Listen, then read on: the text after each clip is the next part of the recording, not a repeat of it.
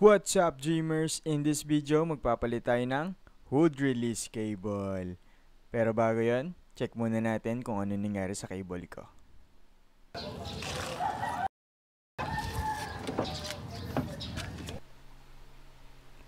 So, ito yung lever para sa hood, guys, no?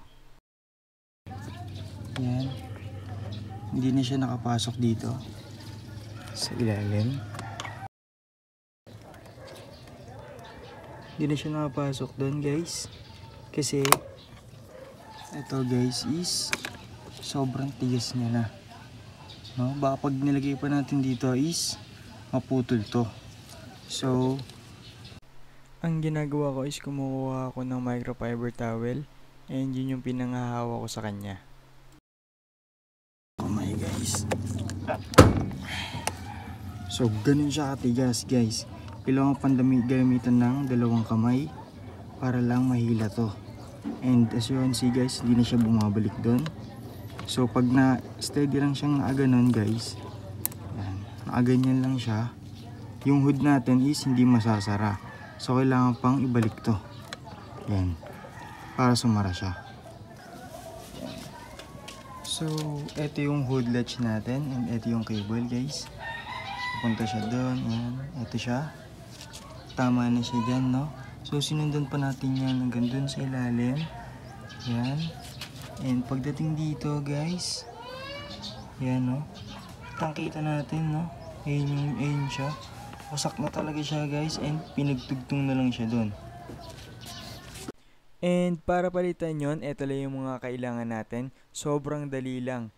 Meron tayong socket, ratchet, Phillips screw, cable tie, electrical tape, and syempre meron tayong cable. So tara, palitan na natin. And ang una muna natin gagawin, guys, is tatanggalin natin yung battery at yung grill para malocate natin kung saan talaga papunta yung cable natin. Tanggalin ko lang yung grill and yung battery. And after natin mabaklas yung battery at yung grill, yan, eto na yung hood latch natin, guys. And eto yung cable, yan yung sira niya, no? And papunta siya dun sa baba. Ito yung pinagdugtong nila, guys.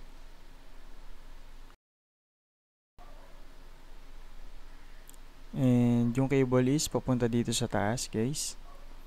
Yan, ito siya. Yan. And yan, guys, no? Pumasok talaga dun siya sa may fender. Yan.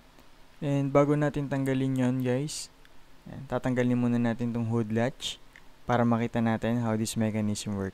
And tatlong 10mm lang siya, guys. Dito, isa dito, and isa pa dito. So, baklasin na natin.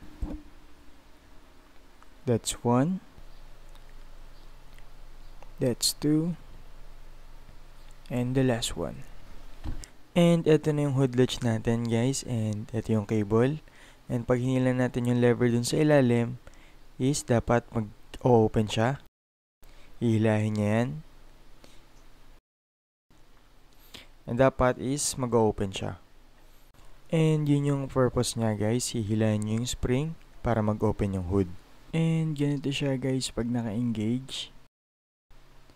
And pag hinila natin to, dapat is magbubukas siya. Pag hinila natin yung lever. So, tara, testing natin. Tanggalin lang natin to. Yan. And dito ko na siya hawakan sa dulo, guys, kasi medyo matigas. And tignan niya tong sa may taas. Kita niya, guys. That's how it works, no?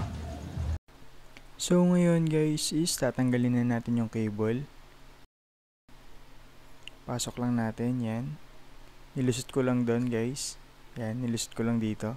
So, after natin matanggal yung hood latch, guys, tatanggalin naman natin yung mga alambre na yan. Yan. Yung mga improvise nila. And para mahila natin sa fender. So, eto na siya, guys, no? Pinutol ko na. Ito yung karugtong niya. Kasi, guys, naglagay lang sila ng improvise doon. Yan. So, tara. Hilahin na natin, guys. So, pasok lang natin ngayon doon. Hilahin natin dito, guys. Ayaw pumasok. natin. Kumuha tayo. Ayan. Saan na siya guys? And yan. Nakalabas na siya guys. So ngayon, para matanggal to guys. Yan. Tatanggalin naman natin yung fender ko. And yung gulong. So tanggalin muna natin yung gulong ko guys. So after natin matanggal yung gulong guys, nilagay natin sa ilalim para pag bumagsak man yung jack is hindi siya magdadirect sa semento. And para matanggal yung fender liner guys, 4 na 10mm lang siya. Yan. And 2 Phillips screw. And after natin matanggal yung bolts and screws, bababalan natin yung fender liner para makita natin saan papunta yung cable. And ito na yung hood release cable natin guys. Dito siya papunta, and yan, tanggalin lang natin. And dun siya papunta sa may engine bay. So, hilahin lang natin. Hilahin lang natin maigi hanggang sa makita natin yung dulo. And ito na yung dulo niya guys. And bago natin hilahin yan guys, kakabit muna natin yung bagong cable dun sa kabilang dulo. And yan, tatanggalin muna natin yung step seal. And pati itong under dash cover. Then kakabit natin dun sa kabilang dulo ng cable. So, sa pagtanggal ng step seal guys, pwede kayong gumamit ng flat screw. Pero yung sa akin is, yan, maluwag na siya. So, kinakamay ko na lang. And sa pagtanggal ng under dash cover guys, 4 na screw lang siya. Yan. 2, 3. And yun yung pang-4. So, baklasin ko muna siya guys. Guys, tanggal na siya. And dito natin itatali yung bagong cable natin guys, para pag hinila natin is papasok na agad yung bagong cable natin. So gagamit lang tayo ng tie wrap guys. Yan. Make sure na hindi sila maghihiwalay guys. So gagamit tayo ng 2 tie wrap and tetepan natin siya gamit ang electrical tape. So, putulin lang muna natin yung 2 tie wrap. Yan. And tatapan natin. Yan. So, ngayon, hihilahin natin siya guys para pumasok sa dulo yung bago nating cable. And dito natin siya hihilahin guys. Gagamit lang tayo ng Phillips screw. Yan. Twist lang natin, pa-end and hila para hindi tayo mahirapan sa paghila. So, hilahin na natin. Just like that. And ito na yung bago nating cable guys. Pwede na natin siyang kamayin. So, hilahin lang natin guys. But make sure na hindi nyo mahihila lahat. Okay? And ito na yung pinagdugtong natin kanina guys. Tatanggalin na natin yung electrical tape. And yan. Tanggalin na natin lahat. Then, ikakat lang natin yung mga tie wrap. And just like that, ito na yung bago nating cable guys. And look kung gaano siya kalambot. Next is ipapasok na natin siya papunta dun sa may engine bay. Yan, pasok lang natin lahat guys. And sabit lang natin dito sa may fender. And eto na siya guys, yan. And kita nyo guys, dito ko na siya pinadaan sa may taas. Hindi ko na siya pinadaan dun sa may ilalim sa mga dating improvise. Next is ikakabit na natin siya sa hood latch natin guys. Pasok lang natin siya dyan. Isa lang natin. Yan. Lulusot lang ulit natin siya dun guys. Yan. And lalak natin siya dito. Yan. Just like that. So ngayon guys, ibabalik na natin yung hood latch niya guys. Ibo-bolts na ulit natin siya. And make sure na sa pagpapasok ng bolts guys, it will go smoothly, na hindi nyo pinipilit. Yan, para hindi siya mag-misthread. Yan, dapat kusa lang siyang papasok. Huwag nyong papersahin guys. Yan, so ngayon higpitan na natin siya. Higpitan lang natin lahat guys. So after natin makabit yung hood latch guys, punta naman tayo dito sa may loob. And ngayon, ikakabit naman natin yung under the dashboard cover. So, 4 na screws lang ulit yan guys.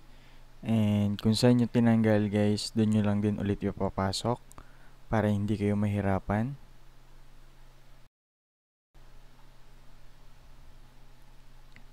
So, kabit lang lahat natin ng screws. And this is the last one. And so, after natin makabit lahat guys, pwede na natin ilagay itong cable dito sa may lever. Yan. Pasok lang natin dyan sa may butas. Just like that. Yan. And eto guys is ilalagay natin dito sa may lever. Yan. Dapat nakapasok siya doon guys. Nakalock dapat siya. Okay? And ngayon guys, gagamit ako ng Phillips screw para ilock yung hood latch. And ngayon guys, itetesting natin siya. Okay? So, moment of truth guys. Testing natin. Bumukas na siya guys. Walang kahirap-hirap. So ngayon guys, binalik ko na yung step seal. And next naman is ibabalik na natin yung fender liner and yung gulong and yung grill tsaka yung battery. So nakabit ko na yung gulong guys. Next naman is babalik na natin yung grill and yung battery. So yan, nabalik ko na ulit guys. And ngayon naman is testing ulit natin siya nang nakasara naman yung hood. Yan. So sara muna natin yung hood. Sara natin maigi. And after natin masara, punta naman tayo dito sa loob. And this is the real moment of truth guys. Buksan natin siya. Just like that. And nakita nyo naman guys, wala na siyang kahirap-hirap. And ganun lang kadali magpalit ng hood release cable guys. So if you have any suggestions, please comment down below. And if you like this video, please give it a thumbs up. And don't forget to subscribe. And always remember guys, chase those dreams. Peace!